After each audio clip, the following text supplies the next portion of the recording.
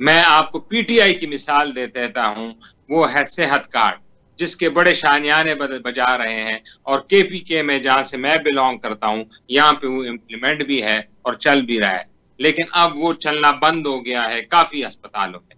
उसकी भी कोई फिजिबिलिटी नहीं बनाई गई थी, क्योंकि सूबा पुख्तूनख्वा अब मुकम्मल तौर पे कर्जदार हो चुका है। इसके पास अब फाइनेंशियल रिसोर्सेज ही नहीं रहे कि ये सेहत कार्ड को चला सके। चाहिए तो ये था कि यहाँ पे इंडस्ट्री लगती और उस इंडस्ट्री के बाद टैक्स के एवेन्यूज बढ़ते और उसके बाद आप सेहत कार्ड के ये चीजें प्रोडक्ट्स करते, फिर वो फीजिबल था। लेकिन आपने ऐसा ही किया कि मुझे नौकरी अभी मिली नहीं है और मैंने खर्चे जाके बड़े बड़े अस्पताल और दुबई में जाके इलाज करा। अच्छा अफरीदी साहब, तो आपने उस डिस्कशन पे दोबारा आते हैं। लायबिलिटी की बात की थी, आपने दो चीजें बयान कर दी। स्टेप 1 में हमने मोटरवे बनाने के लिए या ब्रिज बनाने के लिए कर्ज लिया या हेल्थ कार्ड के लिए कर्ज लिया। स्टेप 2 ये कर्ज वापस करने की सिचुएशन नहीं थी, कर्ज वापस करने के लिए दोबारा कर्ज सूद पे फिर दोबारा लिया। 2 स्टेप हो गए सर। अब तीसरा स्टेप ये है कि अब ये चूंकि हमारे पास, मैं मिसाल देता हूं, 2020-21 में कर्ज की किस्तें थीं 11,000 अरब की, और उसके बाद 23,000 अरब की, फिर 22,000 अरब की, फिर 34,000 अरब की 2023-24 में किस्तें देनी थी। और इसी तरह इस साल जो बजट है 25,000 अरब की किस्तें हैं जो देनी है। चूंकि हमारे पास पैसे नहीं है देने के लिए, तो हम दोबारा कर्ज लेके वापस करने की पोजीशन में, या रीस्केड्यूलिंग जिसे कहते हैं, या वो कर रहे होते हैं नेट लैंडिंग के लिए। तो अब तीसरी स्टेप आती है जहां पे कि गवर्नमेंट हमारे ऊपर ना दिया ना लिया कर्ज बढ़ा देती है। वो मैं एज ए फाइनेंशियल इकोनॉमिस्ट आपको बताता हूं कि जब करेंसी डीवैल्यू कर दी तो जो फॉरेन लोन थे वो अब डबल हो गए। मसलन 1990 में जो मैंने कर्ज लिया था वो था 437 अरब, जो डॉलर में बनता था थोड़ा सा। आज डॉलर में वही अमाउंट आज भी पेबल है, लेकिन आज मुझे सूद दे रहा हूं वो 437 अरब से 10 गुना ज्यादा है। तो इसका मतलब ये हुआ कि जैसे करेंसी डिवैल्यू की, जो हमने 130-35 बिलियन डॉलर देना है वो पाक रुपी में पहले कम था। अगर 100 रुपए का डॉलर हो तो वो और है, 300 का डॉलर हो तो ट्रिपल हो गया। इसके बारे में आप क्या कहते हैं?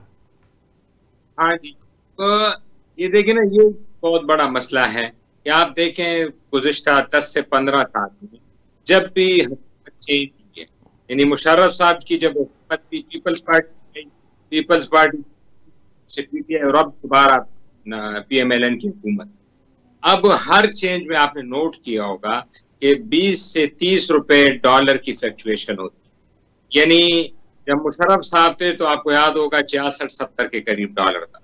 जब पीपल्स पार्टी की हुकूमत आई तो ये पहुंच गए कोई 80-90 पे। फिर जब मियां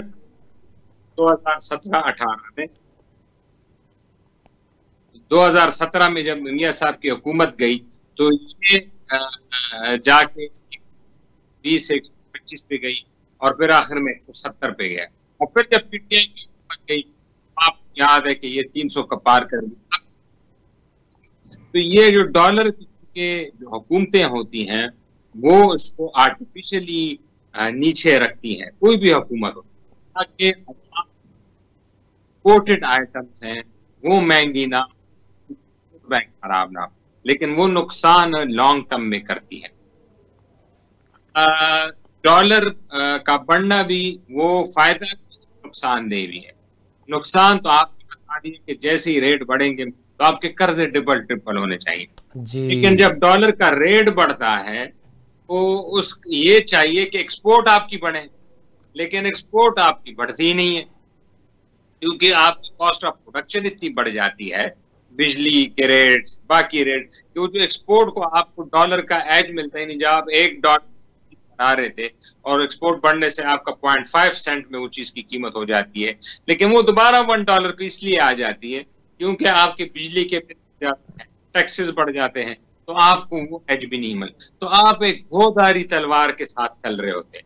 आप इवेंचुअली अपने कर्जों को भी बढ़ा देते हैं और फिर आपके बिल्कुल आफरीदी साहब देखें, तो हुकूमत को अब जो मेरी अपनी अंडरस्टैंडिंग है, मेरी अपने एक हम्बल ओपिनियन है कि अब मसाइल के दलदल में हम इतने घुस चुके हैं कि हमने अपना टैक्स अब हर कीमत पे बढ़ा।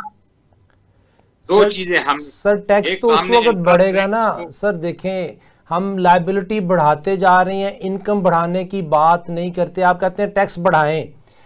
मैं आपका एक टैक्स पेयर हूं, आप मिनिस्ट्री ऑफ फाइनेंस के एडवाइज़र हैं। मैं मिसाल दे रहा हूं कि आपसे मैं ये कहता हूं सर कि आप मेरी इनकम को 10 लाख कर दें, मुझसे 5 लाख रुपए टैक्स ले लें। अगर मेरा 5 लाख में गुजारा घर का चल जाए, अगर मेरे ऊपर 10 लाख इनकम है, मेरे घर का खर्चा 10 लाख है, तो मैं टैक्स कैसे दूं आपको? तो मेरी इनकम बढ़ाएं, मेरी कॉस्ट ऑफ लिविंग कम करें ताकि मेरे पास सेविंग हो, ताकि क्या आपको मैं टैक्स दे सकूं। सही कह रहे हैं आप। अच्छा, अब हम कैसे बढ़ाएंगे? आपकी बात सही है, आमदनी ही हमारी कम है, अगर बिजनेस ही कम है तो टैक्स कैसे बढ़ेगा? हाँ जी, मुझे तो इनकम बढ़ाने का फार्मूला बताएं सर। इनकम बढ़ाएं हमारी, हम पाकिस्तान की इनकम बढ़ाएं ताकि हम टैक्स दें यार। हाँ, उसका आप देखें ना, इमरान खान साहब पिछले हुकूमत में एक बड़ा अच्छा जुमला कहते थे, हालांकि उन्होंने इम्प्लीमेंट नहीं किया, लेकिन वो कहते थे कि वेल्थ एक्यूमुलेशन करें, जिस तरह दुबई ने किया, सिंगापुर ने किया और बाकी ममालिक, यानी वेल्थ एक्यूमुलेशन करें। वेल्थ एक्यूमुलेशन का मतलब है कि आप पैसा लेके आए बाहर से, जहां से भी है, लेकिन उसके लिए फिर जरूरी है कि आप पकड़ दकड़ ना करें। अगर आपने पकड़ दकड़ शुरू कर दी है, आप दुबई देखें ना, हम कितना क्रिटिसिज्म करते हैं और जाके तारीफें भी करती है, दुबई में ये है, डेवलपमेंट है, पैसा है। अब देखें हमारे जितने भी बदनवान सियासतदान हैं, उनके अकाउंट्स कहाँ पे है? दुबई में है ना। उन्होंने आज तक पूछा ही नहीं उनसे कि वो यहाँ पे पैसा कहाँ से। स्विट्जरलैंड के फॉरेन रिजर्व अभी भी अगर आप जाके चेक करें, स्विट्जरलैंड 800 अरब डॉलर उनके रिजर्व, 80 लाख, उसके फॉरेन रिजर्व 800 अरब डॉलर है। आपका पैसा, आपका चोरी किया हुआ पैसा जाके दुबई में जाके डंप, स्विट्जरलैंड में जाके डंप। तो आप भी ये पॉलिसी अपनाए कि बाहर से पैसे आए। आप अपने लोगों को नहीं छोड़ रहे। आप तो कहते हैं जी रसीदें निकालें, आप तो कहते हैं टैक्स आपने कब दिया। आफरीदी साहब बहुत शुक्रिया। छोड़ेंगे तो बाहर के इन्वेस्टर कैसे आएगा? हम अगले प्रोग्राम में अगर आपको मदऊ करेंगे तो आपने हमारी इनकम बढ़ाने के तरीके बताने हैं। बहुत शुक्रिया, आपने हमें आज ज्वाइन किया, हम आपके मशकूर हैं। नाजरीन, हमारे ऊपर लाइबिलिटी बढ़ती जा रही है इस तरीके से जिस तरह मंसूर साहब ने फरमाया कि कर्ज बढ़ता है, कर्ज बढ़ने के बाद लाइबिलिटी बढ़ती है, लाइबिलिटी बढ़ने के बाद हम पाकिस्तानियों को इनकम बढ़ाने की कोशिश करते हैं कि टैक्स पे हो जाए, लेकिन इनकम नहीं बढ़ी क्योंकि कॉस्ट ऑफ लिविंग बहुत बढ़ती जा रही है।